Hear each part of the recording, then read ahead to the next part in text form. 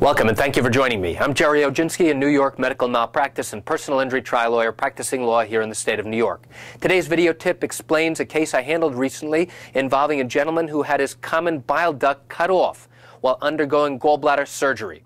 A gentleman was told that he needed to have his gallbladder removed, and the doctor told him that he needed to have it removed laparoscopically.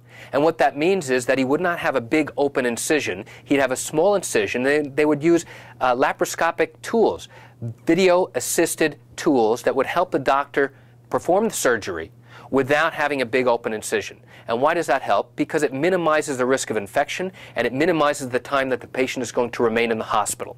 Well, the patient thought everything was great and wonderful after the procedure. He's sent home the same day, but the problem began for the patient a few days afterwards. He started to feel nauseous. He started to have significant abdominal complaints.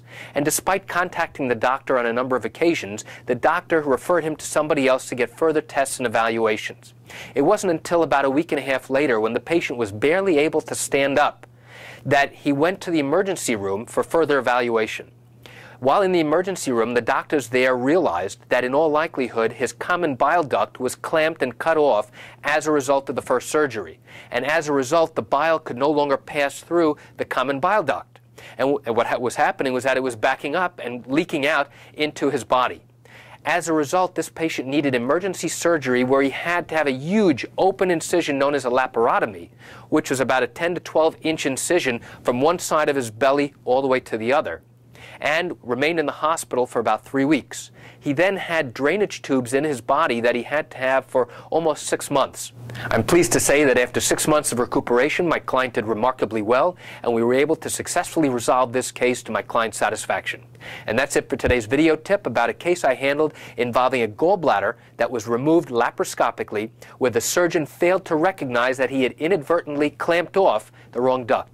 And that's it for today's video tip. I'm Gerry Oginski. Thank you for joining me. Have a great day.